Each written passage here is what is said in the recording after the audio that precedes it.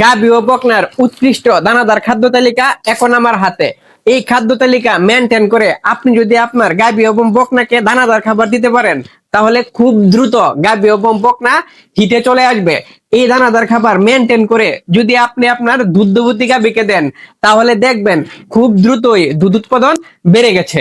এই খাদ্য তালিকায় প্রথমে আপনাকে দিতে হবে ধানের কুড়া, যেটাকে রাইস পালিশ বলা হয়। রাইস পালিশ দিতে হবে 15%। 100 কেজি দানাদার খাবার তৈরি করতে হলে আপনাকে ধানের কুড়া দিতে হবে 15 কেজি।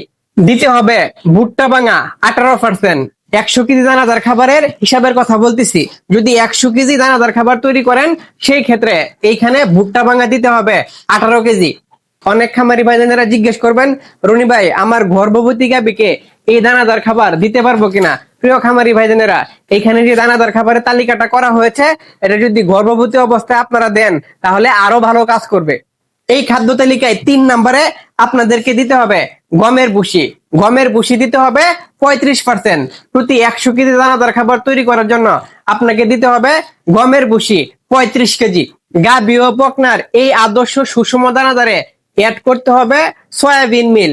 সয়াবিন দিতে হবে 5%। 100 কেজি খাদ্য তৈরি করতে হলে মাত্র 5 কেজি সয়াবিন মিল দিতে হবে। অলরেডি অসংখ্য খামারি ভাইদেরা এখন জানেন সয়াবিন মিল জিনিসটা কি, তবে অনেকেই সয়াবিন মিল এখনো বাজারে খুঁজে পাচ্ছেন না। প্রিয় খামারি ভাইদেরা, উপজেলা শহরে বড় বড় গরুর খাদ্যের দোকানে গিয়ে যদি জিজ্ঞেস করেন সয়াবিন মিল দেন, তাহলে সয়াবিন মিল আপনারা পেয়ে যাবেন। বর্তমান বাজারে 65 থেকে 70 টাকা কেজি সয়াবিন মিল বিক্রি হচ্ছে।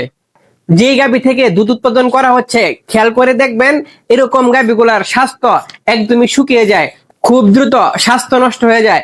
এই খাদ্য তালিকা মেনটেন করে যদি আপনারা দানাদার খাবার গরুর বডি ওয়েট কিংবা দুধের উৎপাদনের উপরে নির্ভর করে দিতে পারেন, তাহলে গরুর স্বাস্থ্য শুকাবে না, এটা নিশ্চিত। তাই এই খাদ্য তালিকায় 5 নম্বরে রয়েছে সরিষার খৈল। সরিষার খৈল দিতে হবে 10%। প্রতি 100 কেজি খাদ্য তৈরি করতে হলে সরিষার খৈল দিতে হবে 10 কেজি। দিতে হবে খেসারি ভাঙা। খেসারি ভাঙাটাও গোখাদ্য, গরুর খাদ্যের দোকানে আপনারা পেয়ে যাবেন।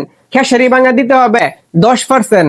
খাদ্যের গুণগত মান বৃদ্ধি করার জন্য খাদ্যে অ্যাড করতে হবে ডিসিপি পাউডার। এই খাদ্য তালিকার জন্য আপনারা ডিসিপি পাউডার ব্যবহার করবেন 1.5%। মানে 100 কেজি খাদ্য তৈরি করার জন্য আপনারা ডিসিপি পাউডার দিবেন 1.5 কেজি।